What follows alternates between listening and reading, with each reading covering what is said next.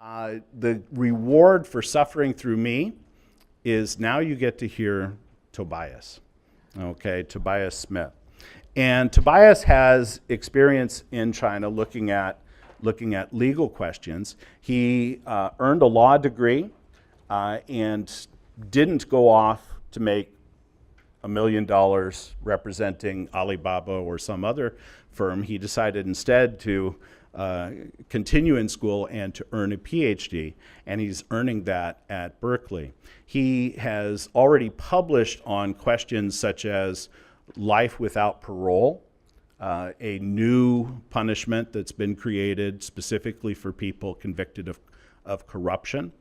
And he is a really talented speaker, a distinguished teacher, even at his young age. He was recognized by Berkeley with a teaching award, and it's our privilege here at the 1990 Institute to bring him to this microphone. Won't you welcome him?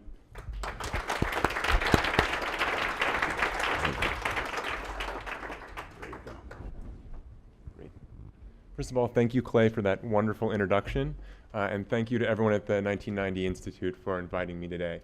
I'm particularly excited because I actually am an example of a high school student whose life was changed by China.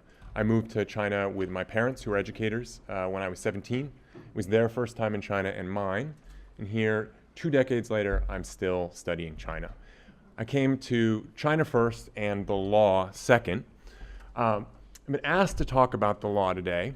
I recognize that the law can be a dry topic. I was a little anxious to say that I was talking about the law because I know that it's hard enough for adults to think about the law, let alone high school students, right? I mean, we don't even go to law school until after college, and it's a lot of codes and rules and books, and how do we make it engaging? So the first thing I want to say today is that as Americans, when we talk about the law, we're actually talking about a lot more than these heavy tomes, right?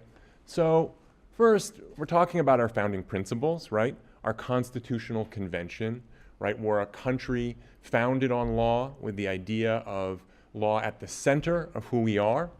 So I imagine that if you're teaching civics, social studies, history, Ken, I talked to Ken, he was teaching government next semester, next year. You'll be talking about these ideas. And so China offers a counterpoint to our American stories about our founding identity. Also our day-to-day life, right? Everybody drove here. You all stopped at a traffic light. You probably didn't think to yourself, I'm obeying the law. But we live in a country ruled by law, and we're constantly making choices based on those conditions. We're swimming in it. It's the water we live in, right? So law is all around us. Of course, it's also on television, legal procedurals. Many of you maybe go home at night and watch Law and Order. It's on television, it's in the movies, it's in our entertainment, and of course it's in our contemporary politics too, right? Your students may be thinking about Me Too, about Black Lives Matter, right? These are deeply connected to questions of law. Is American law fair? Who is it fair for? Do we want to change it, right? So if these are questions you're having with your students, China may be a good place to do some comparison, to think about our own assumptions. And that's what I hope to do today when I talk to you about law in China. So I need to start with a little history. Devin pointed out that history is always in the background, even if we're talking about China now. And Clay gave us some background going back to 1974 to the height of the Cultural Revolution. So China has a really long history, right? And it has a long history of law. There was law in Imperial China. There was an extensive criminal code. I can tell you lots about that. I could tell you lots about law in Republican China in the early 20th century. I could tell you about law in early communist China. There's plenty to talk about. But instead, I'm going to start here at the Cultural Revolution from 1966 to 1976. Cultural Revolution, that's Mao's last hurrah, right? And I'm starting there because it's often considered a year zero for law in contemporary China. And I'll talk a little more about why, but all of my talk is going to be focused on 1976 on, or really 1979 on. Okay, so I have 3 goals today. First, I want to tell you two different stories about law in China. And I think when I tell you these stories, you may feel like you've been a schizophrenic for a lot of years and you haven't realized it. And so I'm going to point out the two halves of your brain for this schizophrenia. So the first part is a story of rapid convergence. This is about how China, in the last generation and a half, has developed law and come to look a lot like the US and like the Western world. It's come to look like us. So earlier we heard from Jinping, and she's a lawyer, right? And she said that she went to law school. She's a civil litigator. She's in a firm. She's a partner, right? Those are very American words. I didn't see anyone bat an eye. A generation ago, this would have been unheard of, right? But now we can understand this identity for her as a lawyer, right? As a lawyer dealing with lawsuits. It doesn't seem weird to us. So that's a story of convergence, of rapid convergence, having to do with China's rise. We have a second story, persistent difference. This is the dark half of the story, or the maybe more pessimistic story. And this is when you turn on the news and you hear about the persecution of dissidents, the disbarment of lawyers. You hear about these things that sound so far away, so anathema to our idea of law, to our idea of American law, right? Or you hear about the one-child policy, or you talk about the hukou system, right? Two of the three pillars of understanding China today, as Clay put it. These are both legal institutions, right? How is it that a country has a legal system that effectively has internal passports? How is it that it tells its citizens how many kids they can have? That seems really different. So we got these two stories.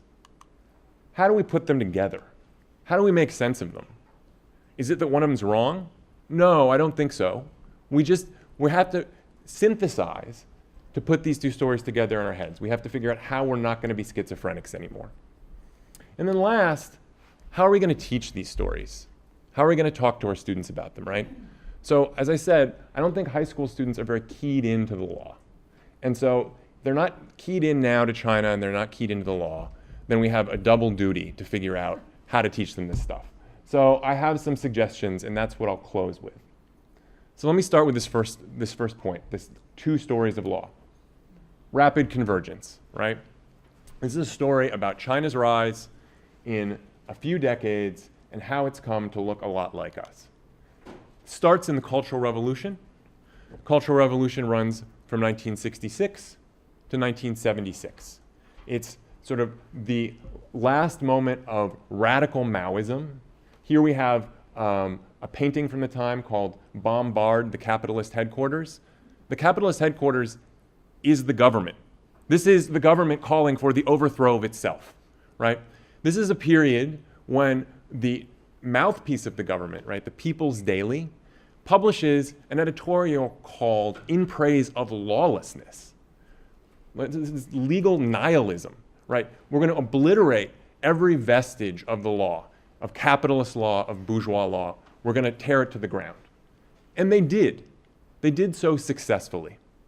So this continued until Mao's death in 1976.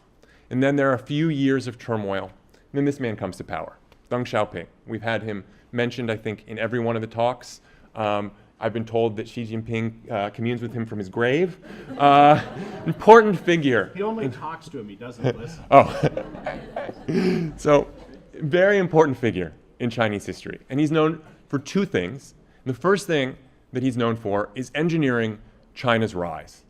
China's economic miracle, right? Double-digit growth year on year for decades. How is it that China has come to be this world economic power, this world political power? So it's this guy opening up China's markets. Well, how are you going to do that? How are you going to convince Western companies to go invest in China if they're worried about their bourgeois law being undermined and their property being expropriated? It's not going to work. So he made an active effort to rebuild China's legal system. And that's what's happened. There's been a recreation of these institutions. So let me give you some numbers, right? So China has a constitution.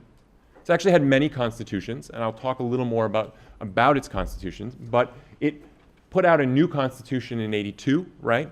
So setting new goals for its country and its laws. Courts. China has a lot of courts. It has about 3,000 lower courts. Okay, those are like your city level court. Below that, it's got almost 10,000 tribunals. If you go up from there, from the lower courts, you get intermediate courts. There are 400 of those.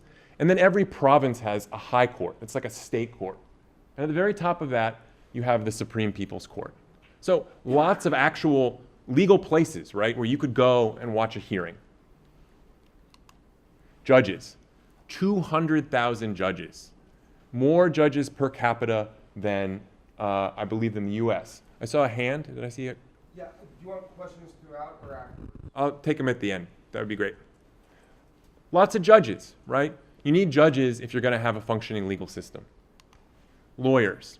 So at the end of the Cultural Revolution, China basically had no lawyers. I mean, we're talking 1,000 lawyers in the entire country, right? There was no one like Jinping. Now we have 300,000 lawyers. That may not seem like a lot, but in a generation, that's quite an undertaking to mint this many lawyers, right? And of course, to do that, you need law schools. All the law schools were closed during the Cultural Revolution. There were less than 15 at the end of the Cultural Revolution. Now, this is the number from 2010. I'm sure there are more. We have hundreds of law schools. So we have all this stuff of law, these institutions, right? Laws, legal codes. I study criminal law. I study capital punishment in China. At the end of the Cultural Revolution, there was no criminal law. There was no actual criminal code. You couldn't actually look to a single document to know what the law was. First criminal law in China was propagated in 1979. Now we have hundreds of laws. We have laws on food safety. We have laws on traditional Chinese medicine, on terrorism. We have laws on the internet. We have all sorts of regulation based in legal codes. And then we have cases. People are going to court. They're suing each other. They're suing the government. They're being arrested. There's lots and lots of actual court activity. So there's this stereotype that China doesn't have law, that Chinese people don't embrace law. And that's not true anymore. It's a part of daily life. This is just a traffic tribunal, picture I found on the internet. But you can imagine, right? Get in a car accident. What do? You actually, you go to court. You hash it out. There are hundreds of thousands of civil suits every year against the government. Imagine that. You can have an administrative suit against the state. People win. They say, my land was taken away. My water was poisoned. I'm suing the government. You can do that. There are labor disputes, right? We've talked all about phone manufacturing, right? You could sue your employer. You could say labor law is not being followed. Hundreds of thousands of cases every year. So it's a part of people's lives, just like here. It's in the popular media. This is a show called Executive Judge, I think, 执行法官. I haven't seen it, but it looks a little like Law and Order. You can see where they got the image from, right? You've got cops, you've got prosecutors there. People watch this stuff. One of the most popular shows on television in the last few years has been a show about prosecuting corrupt officials. Incredibly popular. People love to watch it. And moving forward, Xi Jinping has said that he's committed to law. He has stated that he wants to continue to develop China's legal system.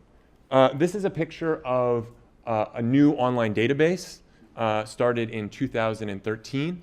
Theoretically, all court cases, in fact, all legal documents from court adjudication throughout China, throughout those 10,000 courts that I talked about, are supposed to be on here. Now, it's not complete, and I'll talk about some of those problems, but when I checked it, this is a few months old that I took this shot, but there are 40 some million cases. It's the largest database of legal cases in the world, right? The US doesn't have a database like that. We have LexisNexis, it's private. We don't have a national system. So in some ways, China is moving even beyond us. So this is a story of convergence and optimism. But there's another story, and that's a story of divide. So these women are family members of lawyers who were swept up in a crackdown called the 709 crackdown that happened in 2015. Civil rights lawyers who were doing totally legal, nonviolent things were persecuted. Hundreds of them were gathered up, disappeared. Some of them are still missing. And these women are protesting peacefully, and they have messages written in red as a form of protest. So we hear about this whenever we look at the newspaper these days, right? We hear about dissent and the crackdown of dissent in China. Let's go back again to the end of the Cultural Revolution. Deng, first famous for engineering China's economic rise. Second, famous for being the person in charge during the Tiananmen Square crackdowns in 1989. So China's going to chart a course towards law, but there's going to be a limit. Political dissent, particularly political dissent against the party state, is not going to be tolerated, right? We're going to use the military, if necessary, to crack down on the dissent of college students who are peacefully calling for democracy. So that's the second story of Deng. So, as was mentioned, the 1990 Institute comes out of a US attempt to figure out how to engage with China after this event. What do we do as Americans?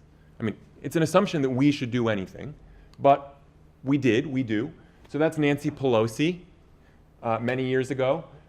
Immediately after Tiananmen, she goes to Beijing and she unfurls a banner in solidarity with those who died in Tiananmen Square. There were basically two responses from the US polity. Some people wanted to crack down on China really hard. We have to stop this behavior. Another group said, look, let's let China rise economically first. Let's let it develop this rule of law system that I mentioned that Deng is pushing forward, these courts, these institutions, and democracy will come. Civil liberties will come. Once we have a middle class, that middle class is going to want the same things we want. That was the argument, and that argument won the day. So that's why in 2001, China entered the WTO, because ultimately the belief was that China's economic prosperity will lead towards this convergence, this legal convergence. That hasn't happened. Those predictions of convergence, they either came too early or they're just wrong. Because in some ways, despite Xi Jinping's commitment to the growth of law, we've actually seen more of a crackdown on dissent in the last few years. So you all, I'm sure, can think of 1,000 examples of this just from reading the newspaper, because every third story about China is a story about some aspect of crackdown on dissent. I'll just mention three. So the first is crackdown on 709 lawyers. It's called 709 because it was July 9th that there was this sweeping arrest. Hundreds of lawyers were arrested. Some of them were disappeared. Many of them disappeared for quite a long time. Some of them have yet to be released. And these were not lawyers who were violent. These were, in most cases, not lawyers who were even outside the bounds of law. Some of them didn't even know that the things that they were doing were going to be seen as controversial.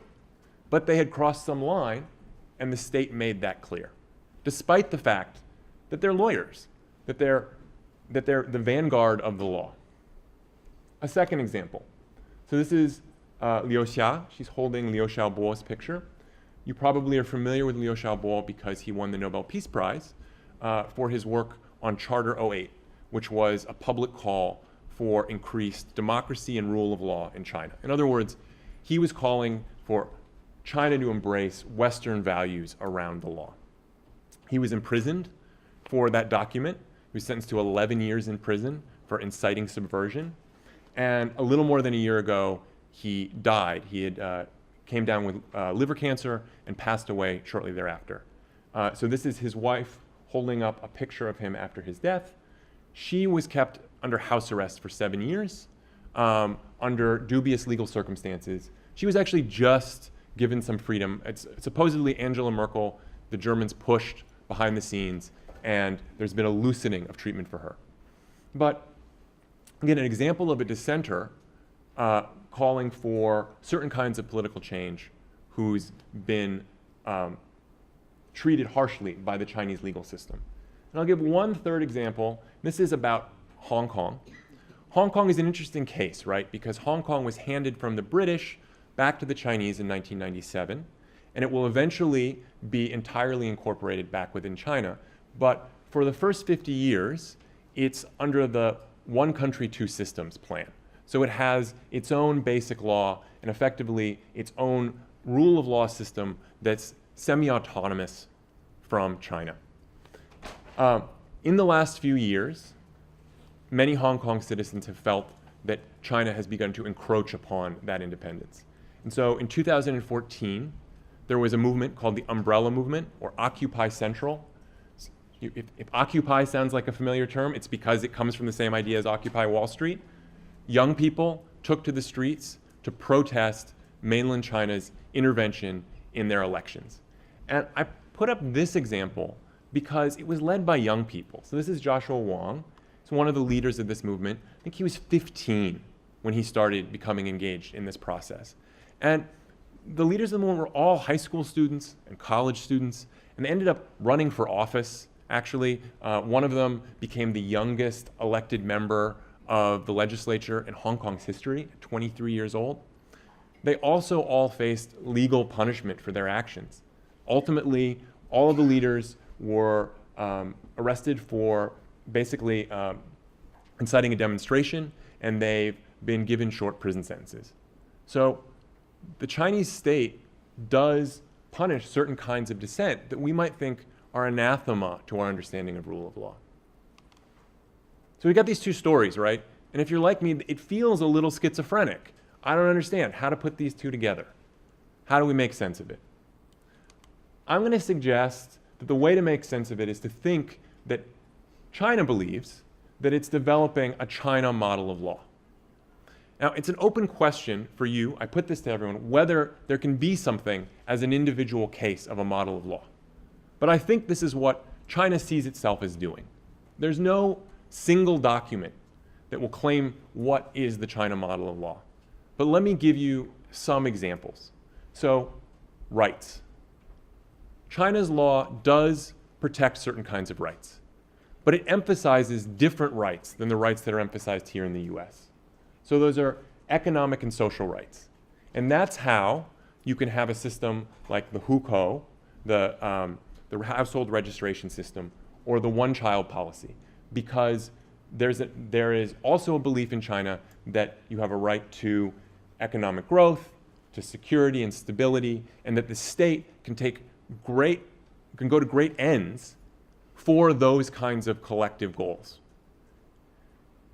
You see less emphasis on civil liberties, right? On the kinds of rights that we enshrine in our Bill of Rights. Freedom of assembly, freedom of religion, freedom of speech, right? Those are not as protected, both as a matter of law and as a matter of practice in China. Different emphasis. You think about, take an issue like gun control, right? For us, we think about gun control in the Second Amendment as being an individual right that's protected. But there's a counter argument, which is that safety is a collective right, and the law should protect individuals collectively, right? And so that might call for a restriction on guns. So there are rights in the Chinese model of law, but they might be different than the rights that you and I think about, and that your students think about. Gun control actually might be a particularly good one to talk about, given recent school shootings. What do your students think about this as a right? Justice, fairness, independence of the courts. The China model of law also promises these things, but it looks different than in the US. So in the US, the courts are a co-equal branch of government. They're independent, right? Our Supreme Court has the right to interpret the Constitution, has the last say in it. It's not true in China. In China, it's the National People's Congress that ultimately interprets the law. So the courts aren't independent in their interpretation of the law. But I don't think that means they're not independent, right? A China model of law does say that your courts are going to be independent from the extraneous influences of corruption, from personal relationships. Now, does this happen in practice? No, it's still a developing system. But the idea is that even if the courts aren't independent from your political goals as a country, that doesn't mean that if you get into a traffic accident, out here as you're driving into San Mateo, that you can't go to a traffic court and get a fair hearing. That if you and your neighbor have a suit over property, that you won't get a fair hearing. So the China model of law does, I believe, does exemplify a certain vision of independent courts. Finally, sovereignty. So we've talked about Hong Kong. If we want, we can talk about Tibet and Xinjiang, Taiwan.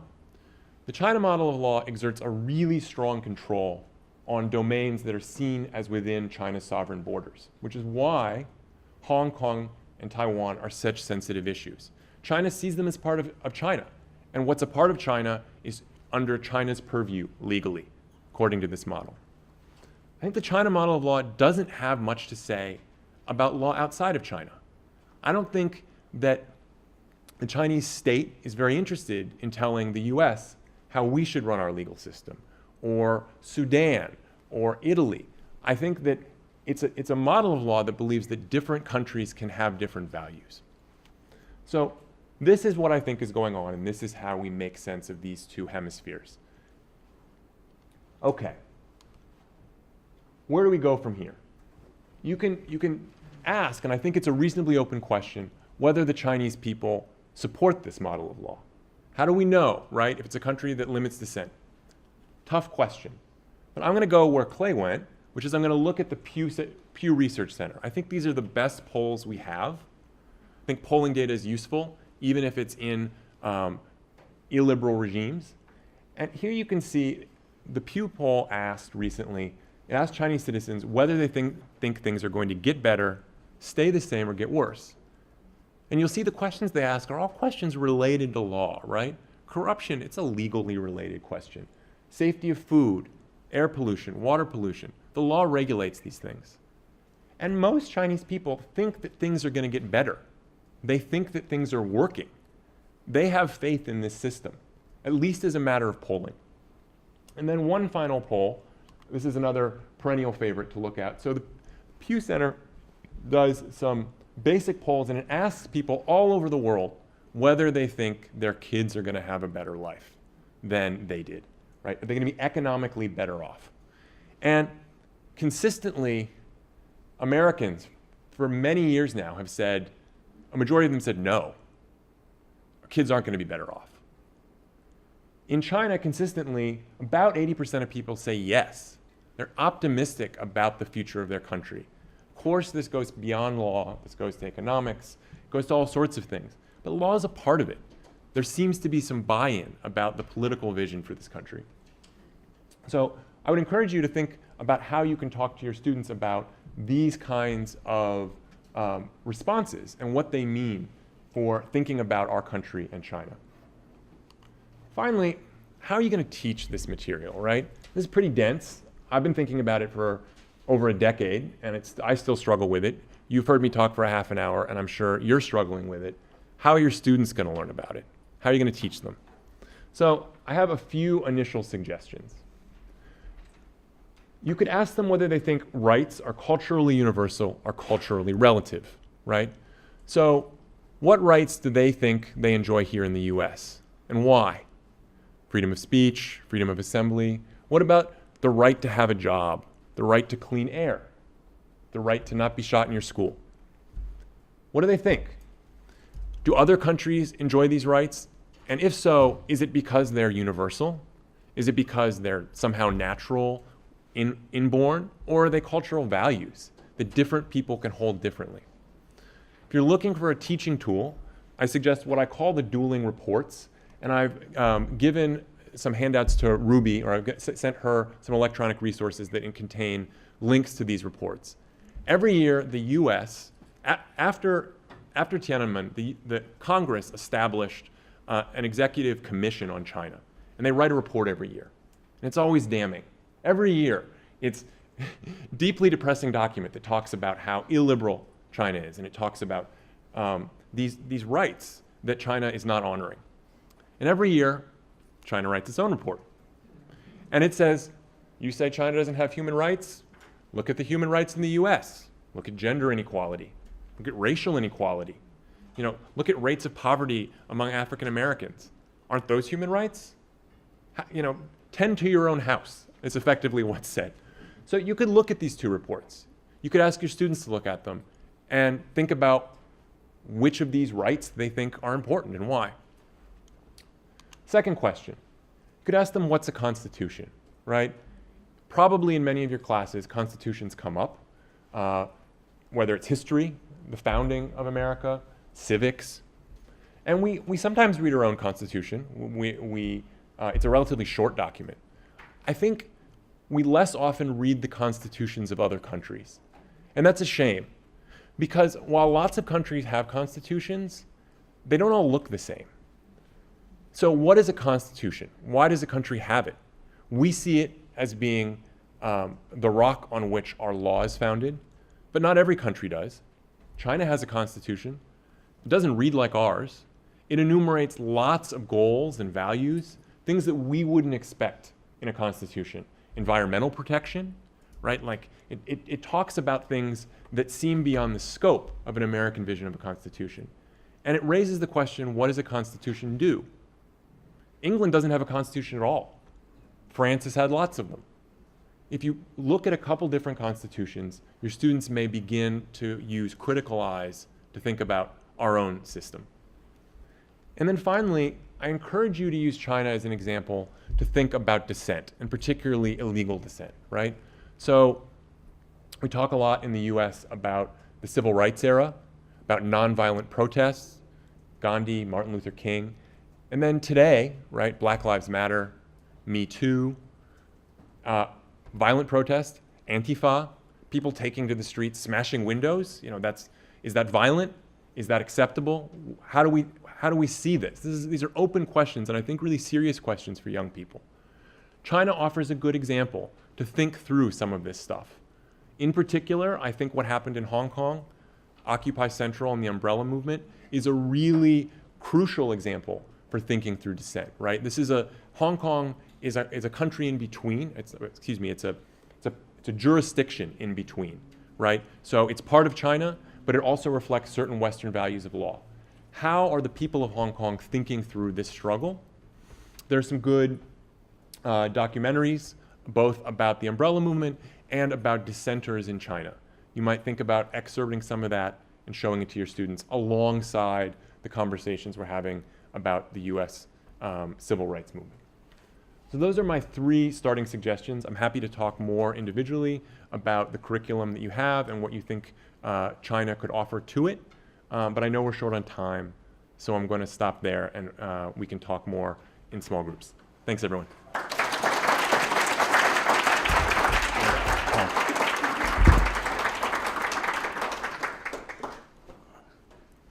I'm jealous of his mastery of time. So very, no, this was a wonderful presentation, and it hit on such important things. For example, this example of the dueling documents, the State Department issues a document, and China always begins its document with, the United States judges everybody else, it's time for somebody to judge the United States, and then highlights the number of homicides and all of those kinds of things. One question, in the Chinese Constitution, there's an article that trumps everything else, right, about preserving, and now Xi Jinping's name is in the Constitution, so that's something new. But what is social order? And maybe you could say something about the question of preserving social order, because that's the be-all and end-all in China. Now more money is spent on internal security than on the army, the navy, all of that sort of thing, for social order. And so many of the lawyers who've been arrested have been arrested for quarreling or disrupting social order. You'd say something about the question of social order. Sure, I'd be happy to. So there are a couple ways to tell the story. So one way to tell the story is the way that I think many Chinese that I talk to tell it. And this has to do with China's long history, right? So this story is rooted in culture. And it says, look, China has thousands of years of history, and it's gone through periods of civil war that have been hundreds of years long. If you've gone through hundreds of years of civil war, then social order becomes very important. It becomes more important than other values, right? We know what it's like when there's famine, when there's war, and we are willing to go to great lengths. We are willing to support a state that restricts our rights in order to preserve that order. So that's one story, and that's a cultural story. I think there's a more recent story And that's the story that comes out of Tiananmen. Sometimes this is called the deal. A fancy term for this is performance legitimacy. And that's the story that goes, all right, the Communist Party has been able to provide unprecedented economic opportunities, right? Double-digit economic growth year on year. As long as it continues to do that, coming out of the relative poverty of mid-20th century China, again, we're willing to accept these things. It's not about the long history, it's about the immediate history. It's about remembering the starvation of our parents, right? And so that story, I think, is about how the party is going to stay in power in the short term. Can it continue to deliver? And if so, will that continue to hold its place as a state with the legitimate mandate to control dissent? Thanks. Thanks. Yeah, I think one quick point on that subject. Who gets to judge what is a threat? And so, for example, with regard to corruption, if you want to demand that officials reveal their bank accounts and things like that, that's a problem. You're going to go to jail. That's seen as disruptive, that sort of thing. But there have been surveys, Mary Gallagher at Michigan and others have done surveys, and they've interviewed people who have sued because the boss ran off with the money, the factory closed, they didn't get paid. And they took this to court. And many times they lose. But after they come out, they're interviewed and said, well, what do you think? I got a voice. I had a voice. And so there's some satisfaction with that.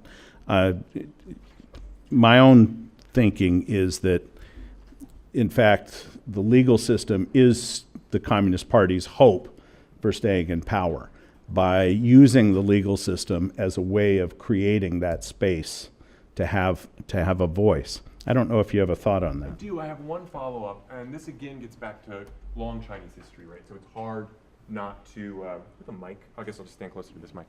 It's hard sometimes not to look back to China's long history. And one Chinese tradition that's very important is called remonstrance. So remonstrance is the duty to speak the truth to people in power. And historically, what this has meant is when you have had emperors who have not been doing their duty to the people, who have been corrupt, who have been not paying attention to the suffering of the people, it is the job of officials, it is the job of your bureaucrats, effectively your imperial lawyers, basically, to tell the emperor. And you know what happens? Often those people are put to death. It doesn't work out for the person who remonstrates. But it's still a Chinese value. You are still supposed to do it. It is the right thing. And ultimately, even if you are put to death, the state may change. So what happens with many of these lawyers who are picked up is they get arrested. So one good example is there are some lawyers in Beijing who have fought around this hukou system to try to get young people who have moved to Beijing with their parents because their parents are migrant workers and they want to go to school and they can't get into school because they don't have the right hukou. And so there have been legal efforts to fight this. And the lawyers who have fought this, they've been personally punished and they've been sanctioned and they've, their lives have been hard as a result. But the system has ultimately loosened. So it doesn't mean that they are not agents of change. And that's a tough one, right? What do we make of a state that says that this behavior is unacceptable and then embraces it sometimes? I think we shouldn't discount the effectiveness of these people and their importance for the state even when they're punished. Thanks, Clay. Yeah, a lot of examples in Guangdong and elsewhere of migrants who were unfairly punished and extrajudicial, they were beaten to death, that sort of thing, where this has come up. And they become heroes or points that people organize around.